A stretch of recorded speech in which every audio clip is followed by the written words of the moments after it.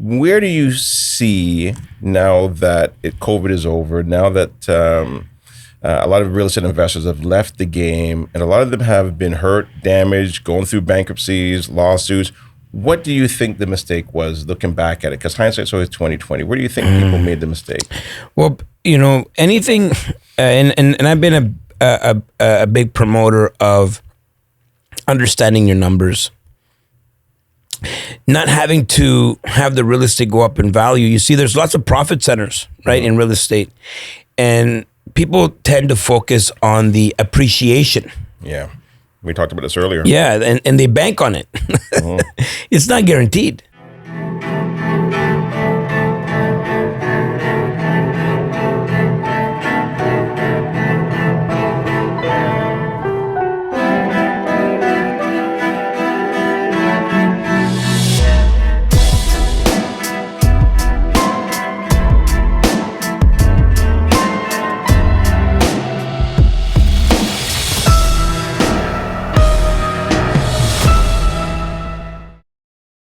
Alfonso Cuadra in the house, the godfather of real estate investing. Once again, I think this is number 5. I think you said this is number 5. That's pretty interesting. Like out of all the podcasts, this is my favorite. Okay, why is that? Because it's a relaxing conversation, and I think you do a really good job at just asking the natural questions that would come up if we're just having a cup of coffee or we met somewhere, versus and you might have some questions that you want to ask, but it's just more of a relaxing conversation. That's my favorite type of podcast. Well, I appreciate you saying that, and also now too, I get yourself a nice comfy chair. I know, makes it even more relaxing. Oh my goodness! And then we got our drinks here. Yeah, let's actually start it off with salud. Good to see you again. Yeah, I always enjoy our conversation, and it's always amazing watching what you do. I look at it and I see it. And I'm like, man, this is absolutely incredible. Or insanity. And some people, if they look at it and they say that tires me out, or they look at it and also gives them energy. It depends on where you are, in life. But it's incredible to see what you do. You do so much.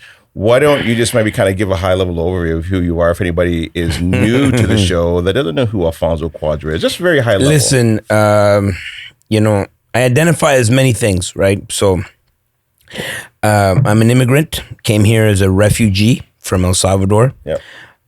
That's an important part of my identity because, we came here with nothing, grew up on social housing.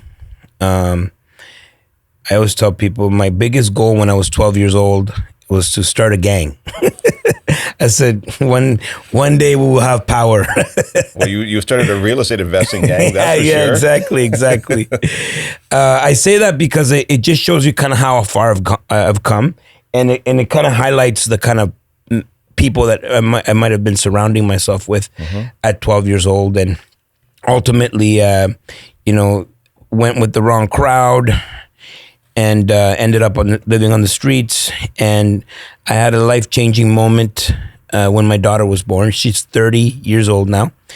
Okay. And that was in 1995. I was 17 years old, and I was just like a kid. I was pretty much a kid. But it did allow me to level up. I started a business back in 1995 at 17 years old. And later on took that business, before I was 20, was across Canada, and got into real estate about 26 years ago, realizing that with the business I was very vulnerable, and I had a lot to learn about financial literacy, and so I started to teach myself. I started to learn about, Think and Grow Rich and all these books that kind of opened up our minds, and realized that, I needed a secondary stream, got into real estate, and, the rest is history, as they say it, right? So I've been doing this a long time. This is why they call me the godfather of real estate. Yeah. I never had a nickname as a kid. They tried everything. Al. They tried Al. I was like, nah, I can't be an Al. They tried Alf, illegal alien. Okay. Alf, Fonzie. Yeah. You know, nothing stuck. I guess Well, the person has to own their name. Yeah. And then when people started, you know, this is something that kind of started as a bit of a gag, you know, meme online and whatnot. They called me the Godfather, and you know, I kind of ran with it. You know, well, it suits you, and I like it. I think so. I think a lot of people see that it suits you very well as well too. So thanks for the intro. But what I want to do now is I want to fast forward. I want to fast forward to 2020, and then we'll get to kind of where things are now. Where do you see now that COVID is over, now that a lot of real estate investors have left the game, and a lot of them have been hurt, damaged, going through bankruptcies, lawsuits? What do you think the mistake was, looking back at it? Because hindsight's always 20/20. Where do you think people made the mistake? Well, you know, anything, and I've been a big promoter of understanding your numbers, not having to have the real estate go up in value. You see, there's lots of profit centers, right, in real estate, and people tend to focus on the appreciation. Yeah, we talked about this earlier. Yeah, and they bank on it. It's not guaranteed, you know. But there's other profit centers in real estate that you don't even need to rely on the appreciation, and so that could be that's the gravy, if you will. And over time, you'll see appreciation, but you cannot be investing only for that. And so, you know, a big part of it is the education, right? Not only the education, but getting the right education, and getting the education from people that you know that have the results that you are looking for. And so from the very beginning, you know, I'm going to get controversial here, but, you know, we took a stance a long time ago. You know, we were not going to promote any, because there's a lot. I mean, we could talk about real estate. You could talk about flips. You could talk about multiple different areas in real estate that you can get into. I'm the multifamily guy, right? That's primarily why people know me. When people want to learn about multifamily, they come to me. So at the very beginning with Wealth Genius, we just said, you know what, let's just stay in this niche. Let's just show people how to build wealth, long-term wealth, buy and hold forever. You know, instead of borrowing all the money and getting all these P notes or whatnot, we took a stance a long time ago, and we just said, you know what, in our community, I know people are going to do it, but we want people, if they're going to lend money, make sure it's secured. Right. Make sure the numbers make sense. And I prefer people bring on equity partners instead of trying to borrow all the money at high interest rates. And, you know, all those things were very controversial back in 2020 when people were saying, like, how can you tell people not to do P notes? That's all we're doing. Yeah. And then the last one is just those pre-construction condos. It's like gambling. Yeah. Well, listen, you know, so you touched on some really good points, and whether they're controversial or not, they were obviously, it was the right stance to take, number one. Yeah. And number two, a lot of people got themselves in trouble because of the P notes. I mean, I remember talking to people about that when they came to me, because we also have a private lending company. Yeah. And they asked, you know, hey, what type of rates are you giving? They're like, we're about maybe like 10 to, 14 points. Like, oh, well, I'm getting 22, 24. I'm like, well, I can't beat that. Like, how are you doing that? There's no investment that could sustain a 24% interest. You could see where it was going. And then you're right. Number two was the pre-construction.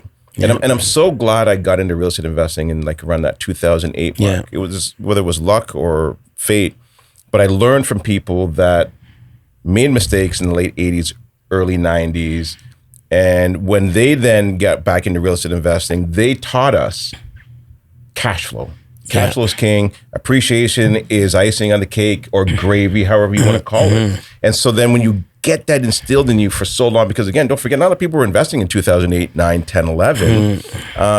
That was just what I was taught. Every single room, that's what they said. Yeah. Well, it's hard to say that to a person that just made $150K doing nothing. Sure, right. So like, what are you talking about? I'm just gonna double down on this strategy. Right. Yeah. You know, I agreed, right? And then all of a sudden they became coaches.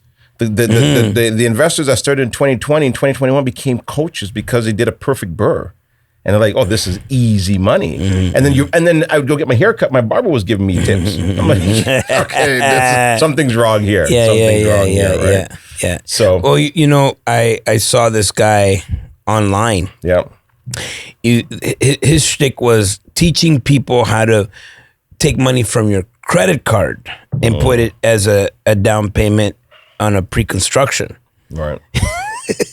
You take money from your credit card. You see, it's like, it's like you can do those balance transfers and, easy money. You could just use the money from your credit card and buy pre-construction, and you're gonna make a ton of money, and you just pay back the credit card, no problem. As you being in the game for so long, you see it's like it's using bad money to buy bad investments. Yeah. And I'm not gonna blame anybody, and I would never judge anybody for sure. This is not what this conversation is about. If you made those mistakes, learn from them and come back stronger. Yeah. I made mistakes too. Like my advantage is I've been around for a while, right? So I've been in business for 30 years. Yeah. Right. So I've been through the ups and downs. I started during a recession. Yeah. Right. I went through the spending phase, and I went through the dumbass phase. And I learned, and I pivoted, from my business. Almost lost my business at one point, and pivoted and had to come back. And so, like, I know what that's like. I was negative $1 million at one point in my life, right? Negative, like, leaving my store, this guy outside, the homeless person asking me for change. I'm like, God damn, this guy's worth more than me. Yeah. So I'm negative $1 million. He's got nothing, right? So, that's my advantage. So I'm not going to sit here like I've never made mistakes. For sure. And we all make mistakes. And a lot of times some of the best lessons are when you make the mistake, because that's where you learn, that's where you grow, and that's where you continue to keep moving forward. Where do you see the opportunities now in this particular market? And I know what you're going to say to this is now a good time to invest. But where do you see the opportunities? Well, if you ask me, if now a good time to invest, I'm going to say yes. If you asked me yesterday, I would say yes. Every day is a good time to invest. It's not about time. You can't time the market, as you know. It's time in the market. Yep. And as long as you are buying right, you can enter any point in the market. I've bought real estate every single year since 2002. Wow. Every single year. Right. There's not been a year that I have not bought real estate. So let me ask you this then, because this is a good question here then. And so then what were you buying during 2020 to 2022? I'm always multifamily, right? So multifamily. I'm always a multifamily investor. Area?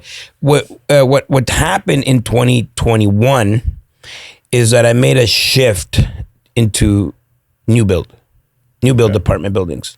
So my whole entire career has been older apartment buildings, value add, going in there and,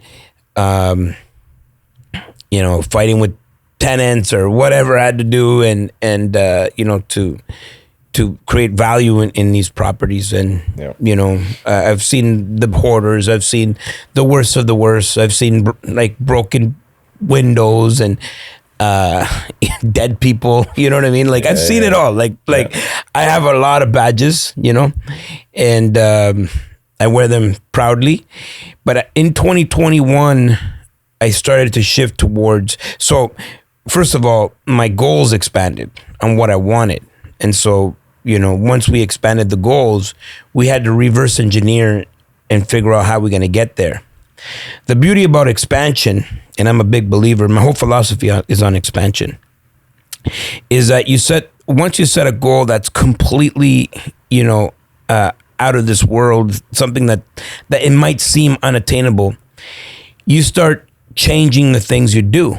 Because if that's the goal, then if you reverse engineer from there, then all of a sudden the things you do are going to be a lot different. And so I started to go after really big portfolios.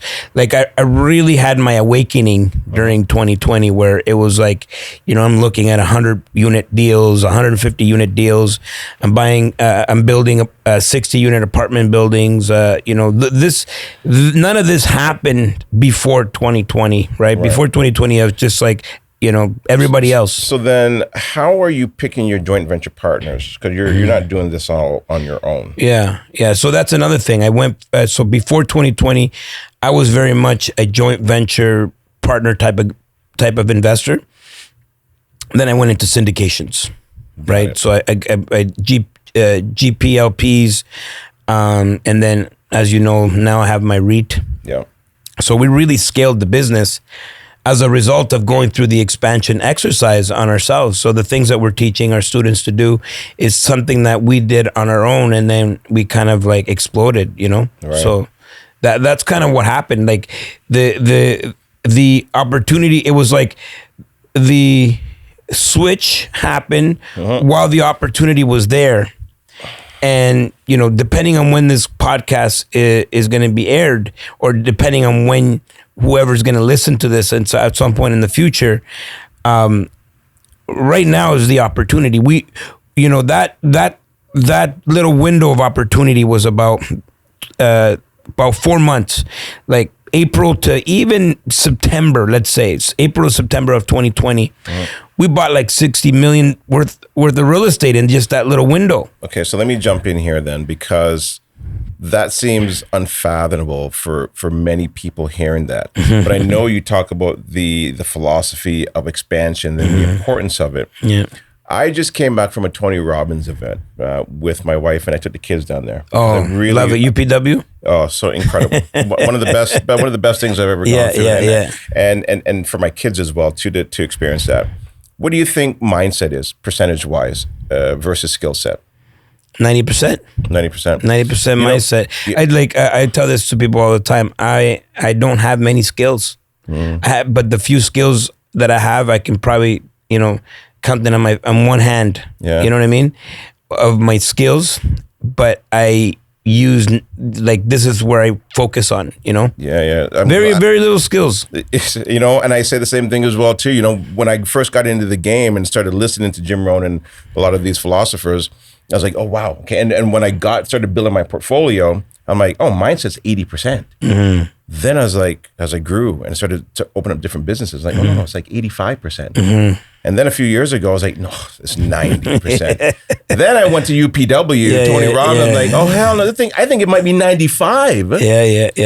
But it really made me realize the importance of mindset. And I think people skip that.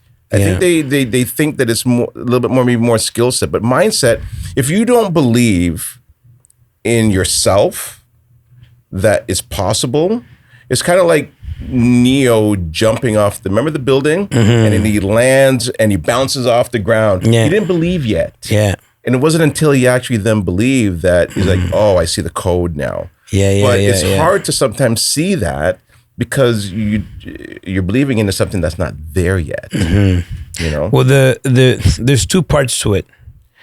The first part is mindset, right? And I think people can bring themselves to understand that part. But the second part is inspired action, right? And I feel that people are not willing to pay the price. Right there, and there's different levels of it. Right, there's like people that are curious and they want to do things, and they maybe ask questions and they're curious. And then there's people that have a level of interest and maybe they'll watch YouTube videos, they'll read some books, and you know, there's a level of interest there. Maybe you go to their bookshelf and they got, you know, all the greats, you know, Think and Grow Rich, and, you know, there's a level of interest there. Yeah. And then there's people that just stay there for a very long time, the information stage, right? And they know about mindset. They agree with it, right? They agree with mindset. And then at some point, someone makes a commitment, right? And once someone makes a commitment, it's like, yes, I'm going to dedicate myself to this. And I think anybody can be committed. You know, you got people working 9 to 5. They're committed. They go through traffic every day. But you got to get to a level of obsession and determination. And when you get to, like, that's the missing piece. That is the last 5% is that obsession part, because anybody can have the mindset. Like, the mindset is like, yeah, I agree with it. Oh, that makes a lot of sense. Jim Rohn, this and that, the other. What I feel I had in my life is a level of obsession where it's like, that's all that I think about, and I'm determined. There's no reality in my mind where I don't achieve the things that I'm going after. It doesn't even exist. It's not even part of the equation for me, right? We're burning all the ships. Like, I'm obsessed. And, when you look at Michael Jordan, when you look at like Steph Curry, like, that's a level of obsession that you can't deny why they're great, And I think that's the missing piece in a lot of people. They just don't find that thing that they can be obsessed about. Right. Yeah. No, I agree with you 100%. You need to be obsessed, and also too, when things are bad, and you can also use anger as fuel. Yeah, I did. I was angry with being behind on all my promises. And I use that as rocket fuel to like, I gotta be better than this. And why is it that I'm settling for what I have now when I can see other people, and I'm more importantly watching other people living their dreams. I'm sitting there watching like a baseball. Like, I'm not against baseball or hockey or whatever, but I mean, to the point where some people are so obsessed they know every single player and they got to watch every single game. Yeah. Where you're watching somebody live their dreams when you're not even you're a living spectator. Out your own, right? Yeah. Exactly. Well, my daughter hit me hard with this because she, not my oldest, but my youngest. She when she was young, she was playing Minecraft. And she liked the game Minecraft or whatever. And then one day I noticed, I'm like, she's not even playing Minecraft. She's watching somebody else play Minecraft. Yeah, I've seen that. And I'm like, honey, don't you want to play Minecraft? Like, don't you want to do, like, play your own game? She's like, no, I like how this person plays it. I'm like, honey, this is not good, And she's like, Dad, isn't that the same when you watch basketball? I'm like, oh. Yeah. She got me. She got me, right? Yeah. She got me. And so, a level of that, I think it's okay. It's entertainment. But you got to mind your own business. You know what I mean? And at some point, I feel like I can do that. I mean, I build my career. I have more money that I can spend. But some people, I look at their bank account. Yeah. I don't know if you should be, watching Netflix. Exactly. You know what I mean? Like, and I think you need to be obsessed. When I finally got obsessed, I did. I stopped Netflix. Back then it wasn't Netflix or something else. I just shut everything down. I did. I put my head down and I went. I went to work. You know, and I love what you said about anger because I almost lost everything when I was 24, and after having there's one thing about poverty when you don't know what wealth feels like or money. If you don't know what money feels like, it's really hard to miss it. But I got to a point where I knew what that felt like. I knew what it's like to go into a store and be able to buy whatever I want, take any trip I want, buy any vehicle I want or whatever. And then to have that be taken away, it's like, and I was so angry with myself. It was like, how could I have been so dumb? And then I remembered why I started in the first place. And there's a beautiful quote by Les Brown. I heard it from Les Brown. I'm not sure if that's from Les Brown, but he says, "Life is a fight for territory. Once you stop fighting for the things that you want, what you don't want will automatically take over." Yeah. And I heard that quote and it hit me like a ton of bricks because I realized that I reached a level of success, but I was no longer hungry. I was no longer obsessed because I just kind of took it for granted. And I almost lost everything. Right. And so, that was 24. And that was the last time I was going to let that happen to me. Yeah, that's good. That's a great story and a great reminder for people. So that brings up something for me to ask you now then. So what's harder then, making the money or keeping it? I would say making money's easy. We can figure out, someone could go on the road and sell oranges. You can make money, right? Yeah. You can hire people and then they're selling oranges and, you can create an organization, There's different levels, right? Like once you get to a point where, you know, your money needs to continue to make money. And what happens, like, and Jim Rohn used to say this, you know, when you have a business, you need to protect it like a father and nourish it like a mother. Yeah, right. Love that quote. And what happens is people start taking their money from their baby and feeding themselves, right? And then you ruin that flipping effect. Right. The compound interest, the compound wealth. You know, taking the money that you've made and then just like flipping it. And so most people, I think the reason why, like, one is the obsession. And if you're obsessed, you won't dare impact the business. You know, you want to make sure that the business, you're always operating in the best interest of the asset or the business, right? I would say 96% of the people ask an important question: how much for me? When can I get paid? Right?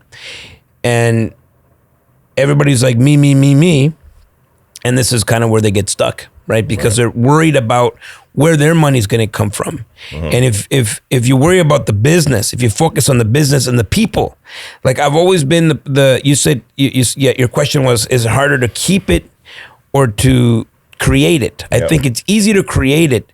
The reason people can't keep it is because they can't get their hands out of the cookie jar. Yeah. And, you know, if you have a large enough vision, then you can eat last. You know, I pay my investors first, my employees first, the bank gets paid, everybody gets paid. And then whatever is left, you know what I mean? You know, so, and I've been that because it's like, okay, people are the investment. So you got to invest in people. So now you have your time to be able to build more. So then what is the struggle that I would say Alfonso faces building what you've built? Is it cash flow? Is it, you know, because you've got to eat last. I know what it's like now having multiple businesses. And people think that, oh, well, wow, you're so successful and you've got all this money. However, there's a lot more bills as well too that you got to pay. And so is cash flow an issue? Like what are Alfonso's problems? Well, my problem, I don't know if I have problems. You know, there's always a solution to everything. Fair enough. What are the things that I think about is, you know, obviously you want liquidity. But if you're a true investor, you know what I mean? Like, you know, like you're not going to have money, right? If you have money, it's like, what's going on? The money's not making money, right? I get nervous, you know, when there's too much money in the accounts, you know? You're trying to figure out where do I put it next? And then when something happens, like, okay, well, how do I get the money so I could, you know, so that's kind of the thing that I'm always balancing is like, how much money do I need to have out there versus the liquidity part of it, right? And so the liquidity part of it is for what? For opportunity or for the employees, or is it for all of it for to make the business continue to run? You need cash accounts, you know, and you need to have cash on hand, but not too much. So it's like what you know, I want to push everything towards. So my instinct is to push it towards real estate. But then now that I got into building, they're like, hey. Right. How liquid are you? Right. And then so this is now something that I've kind of transitioned now in 2025, 2026. Like I need to now have like be liquid, you know. Well, I'm glad you brought that up because I mean, as we were growing as well too, and we had these different businesses. You know, sometimes we'd sit down. I'm like, hey, well, we're running out of money. I'm like, what do you mean we're running out of money? But it wasn't that the wealth is there. It's just the liquidity and to be able to do the marketing and to be able to pay the employees. So you got to make the business be able to continue to keep running. Well, you know, and for me, I feel like I'm traumatized where I feel like if the money is around too much, I might buy something dumb. You know what I mean? Right. And so like I've just always pushed it towards real estate, and this is why like you know the business has flourished because I've realized like all the things that I thought I wanted when I would have this kind of money, like. You know, when I was young, it's like, oh, when I get that kind of money, I'm going to buy like this and that, the other thing. And now that I can buy 5 of any goal I ever could possibly have, I don't even want it, Because it's not important to you. So then I've always been afraid of having it around in case I might make a dumb decision, And so now that, I just turned 48 and, we're building up now liquidity, building up those cash reserves. And there's another level where it's like, when you have, because I've always been at the edge, I'm at the edge of my seat, like I remember 2012,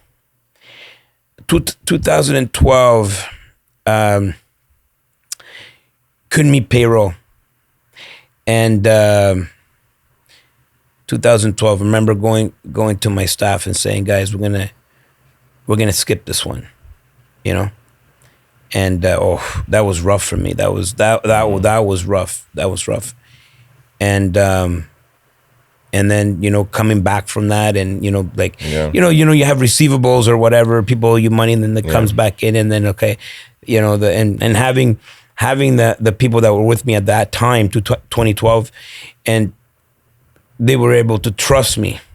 That to me said something about the kind of organization that I was building. I want to move it back into real estate here now too, because I think it's important, obviously, to understand business and what it takes to get to the level that you're at right now. But somebody who's listening to this and they're in real estate or maybe getting into real estate, what are some of the big challenges that they're going to face moving forward into 2026, 2027, 2028? What do you see?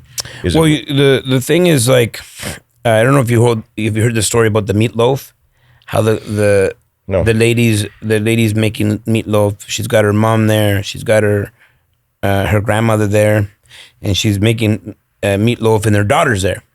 And she cuts off both ends. And so her daughter's like, Mom, why do you always do that? She's like, I don't know.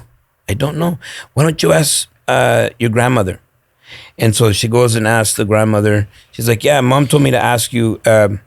She cuts both ends of the meatloaf. Like, why do you guys do that? And then the grandmother was like, started thinking. She's like, that's what we've always done.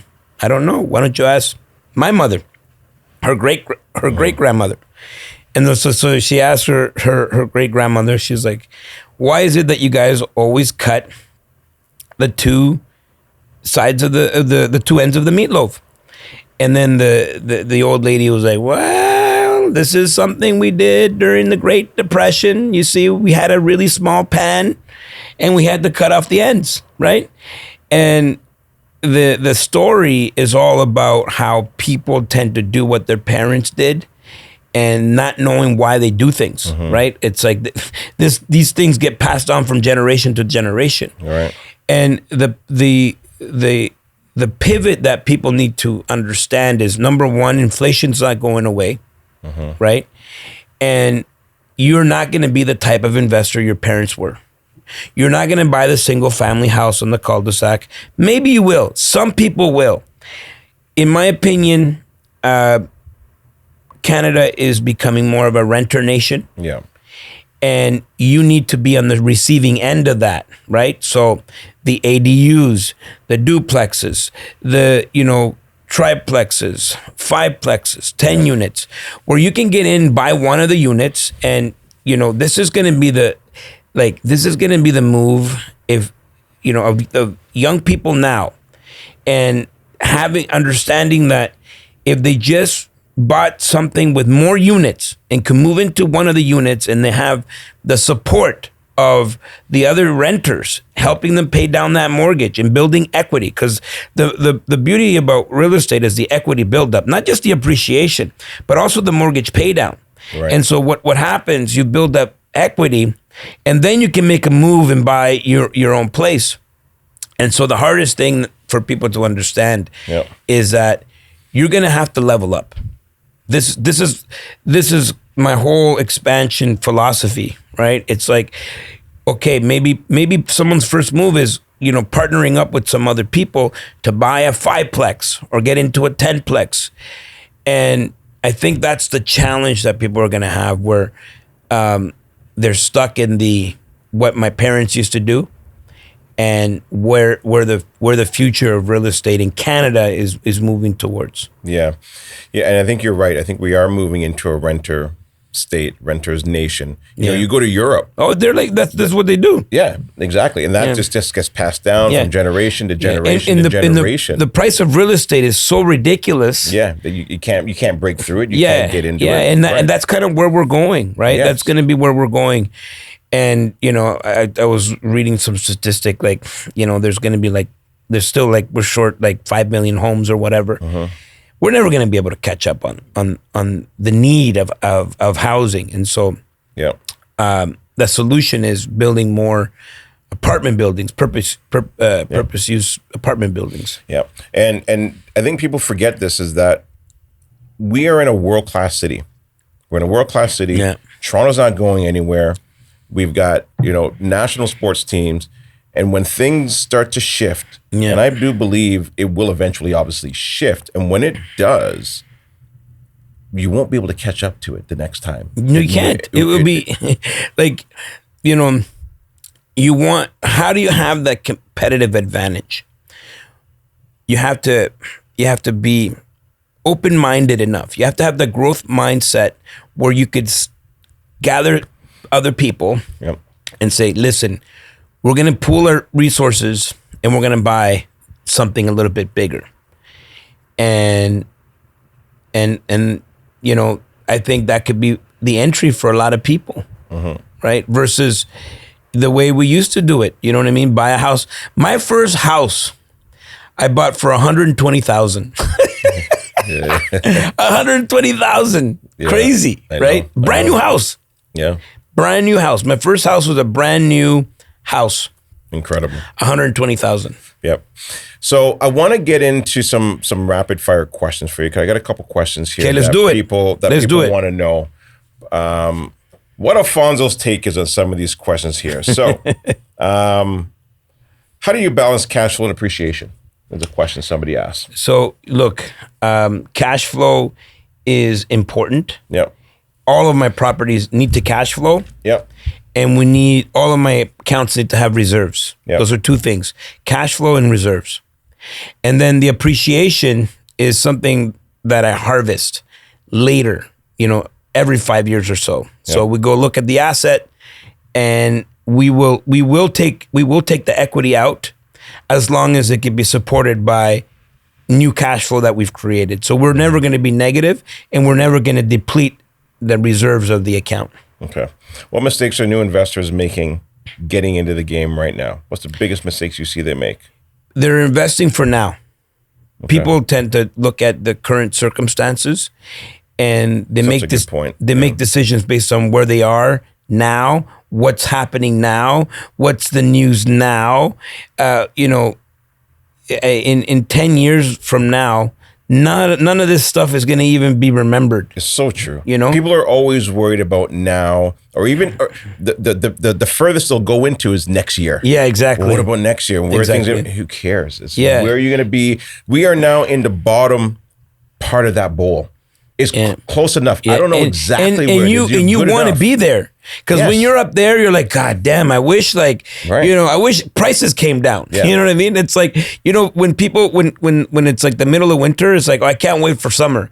And then when the summer hits, it's like, oh, I can't wait for winter, you know, because it's too hot. You know what I mean? Yeah. So like, make up your mind. I know. You know? Yeah. 1 minute prices are too high. Then they come down. Well, interest rates are too high. And nobody's buying right now.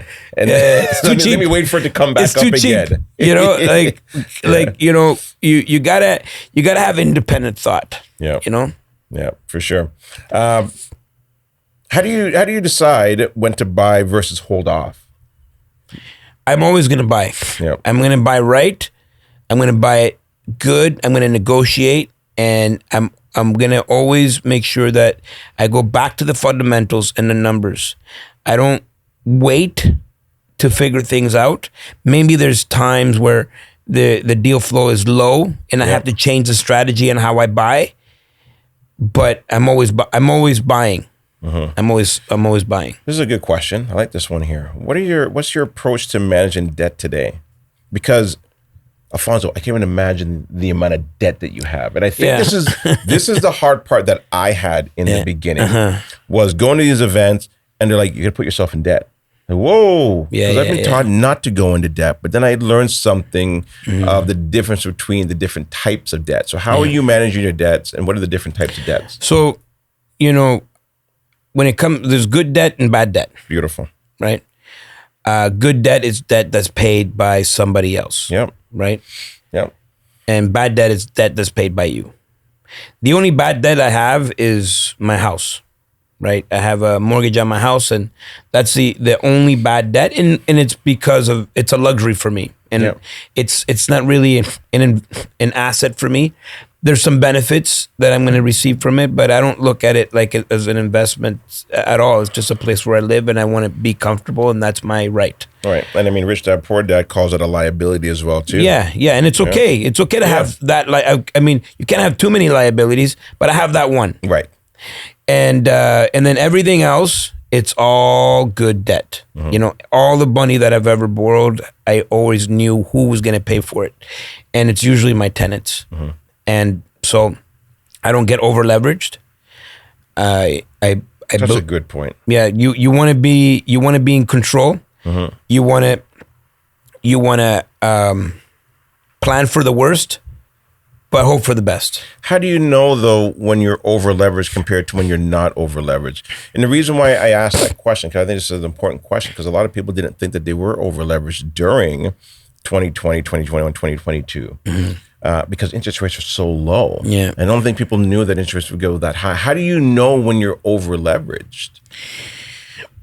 I think in your apartment buildings, if you're not at least carrying 20% equity in your apartment buildings in your properties, or between 20 to 30%, then if you are above that, I think you're over leveraged. And case in point, the MLI Select. I was just going to bring that up. And 95.5 loan. It's a good tool.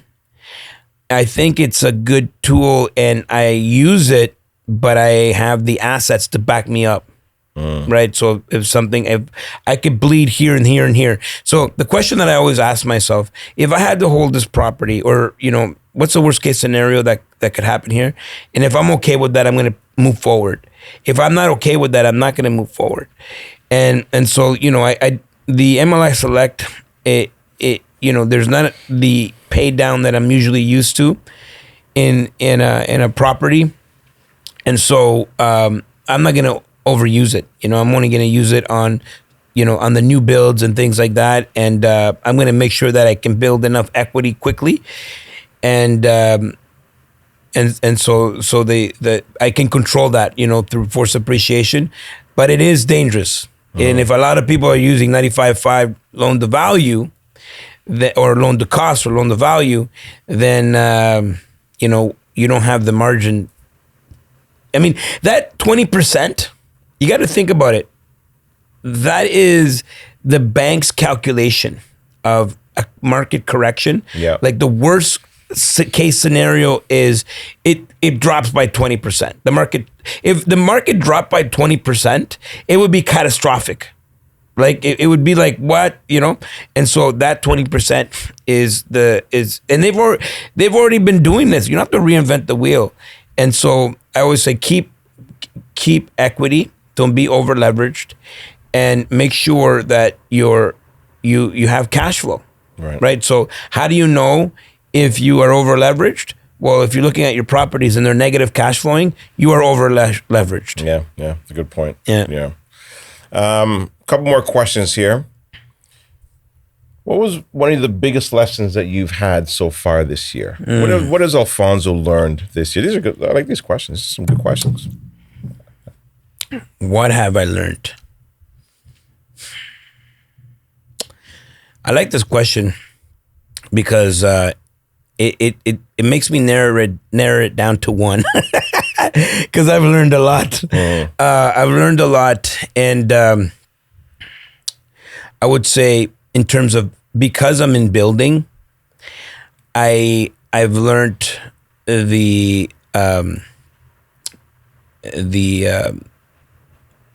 risk the risks in it, where if you're not like 95.5, so we just finished an apartment building. Yeah. And 95.5 loan to cost. We pretty much didn't put any money into it. But as part of the mortgage, they want us to have the liquidity. And thank God we did, because there was some unexpected things that came up. You know, the city came and they wanted us to build a concrete wall, $80,000. Then the Hydro One wanted $150,000 on deposit. Yep. You know, 50K here, 50K there. You're like, God damn, like what is happening here? And so they want that liquidity for a reason, and I understand that now. Uh-huh. And the lessons is like, okay, if you're gonna be in building, make sure you're either really heavily capitalized or partner up with someone that is. Uh-huh. Okay. That is the lesson of 2025. Yeah. Let's wrap it up with this. Best day of your life, worst day of your life. Well, you know, it's hard because I have two kids. Okay. All right. So then I'll give you two. I'll give you two for the best day of your life. The best day of my life, you know, obviously the first one. Okay. Yeah. I always tell both of them, you're my favorite oldest, you're my favorite youngest. Yeah. Okay. You know? So let's say this. Those are givens. Yeah. Okay. Those are givens. Okay. Best day of your life. Okay. But the second best day of my life. Yes. Third day. The third best. You know, it's actually, but the second I just came up with a memory. So I shared a little bit about where I came from. So I came from like social housing. Yep. Grew up on welfare. Grew up with the wrong crowd. You know, lived on the streets. Panhandled for change. So I went through some really dark times, and dropped out of high school. Yep. And my daughter was born, and it kind of changed the whole trajectory of my life. And I wanted to get my life together, and I started selling clothes from, you know, I went back to school. And the reason I went back to school was I never wanted my daughter to say, I'm not going to school because you didn't.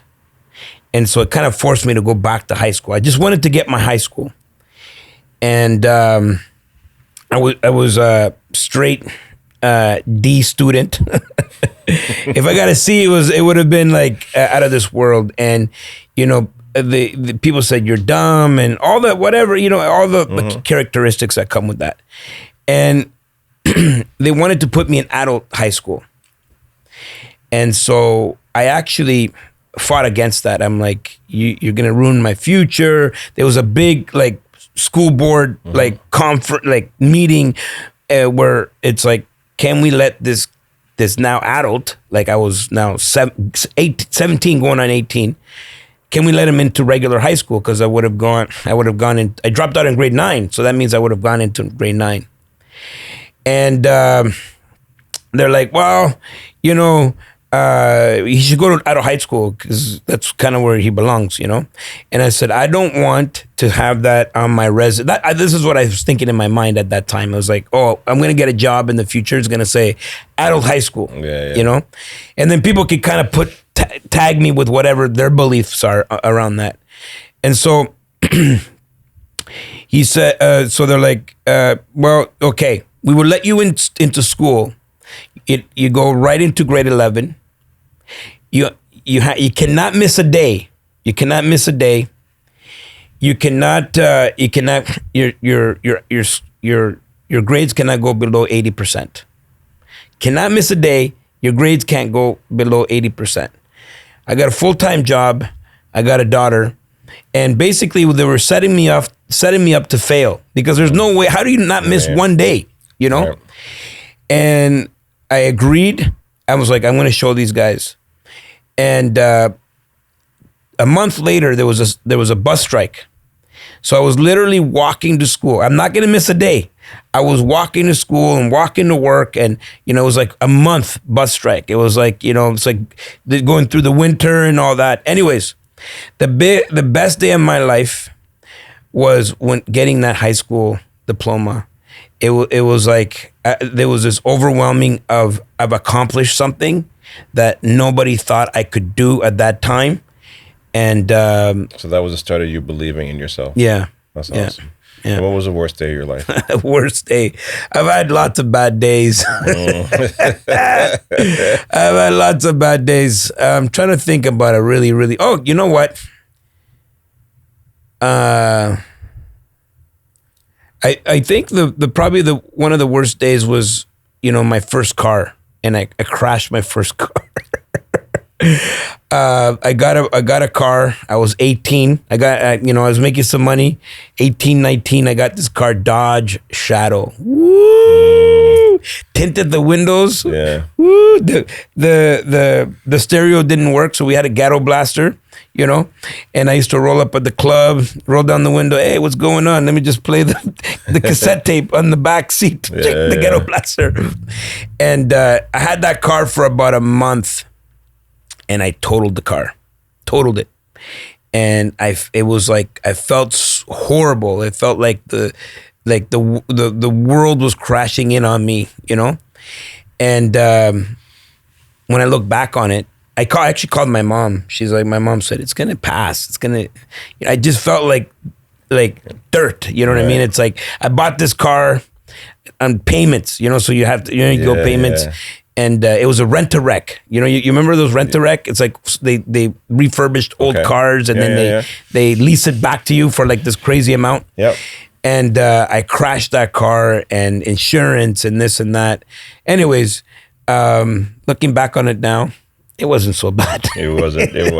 But that was all the world. It was like the weight of my shoulder. The weight was on my shoulders. Yeah. And you know what? And so I'll wrap it up with this, but you're so right. Like I look back when I was 16, 17, and I had so many bad days back then. And I used to pray to God, if you get me out of this mess, man, I'm going to go to church every Sunday. And then, but you look back at it, and it really wasn't. I can't barely even remember some of them. And as you go through life, you start to realize that those problems are actually gifts, but you have to actually go through it to then realize that you're just adding some tools and skills to your repertoire. So listen, Alfonso, as always, I appreciate it. One last piece of advice before we wrap it up, and how can people get a hold of you to learn more about Wealth Genius and what you do and how you can coach and mentor them? Listen, where we are right now, it's all about action. And it's about the right actions you take. You don't have time to figure it out. So take action in any way possible. Move forward, move in a very intentional way, and become obsessed and determined. Because if you become obsessed and determined in anything you do, and obsessed doesn't mean obsessed today and then now you're doing something else, Bitcoin here, Shopify. No, if you want to do Bitcoin, do that. That's all you do. Like find the thing and become so good at that thing that you become the best at it, and you're obsessed and determined, and you will see success. Because I've yet to meet a person yet that has been fully obsessed and determined to achieve something in their life that hasn't done it. I've never met anybody like that. Have you? I agree. No, I have not. I agree. And so, you got to grab onto something and just do it, right? Yeah. Just do it. Just take action. I agree. And where people get hold of me, hey, Instagram, Google me, ChatGPT me. Hey, have you ChatGPT'd yourself yet? I have. That's weird, boy. It is a weird. That's me, man. I'm smooth.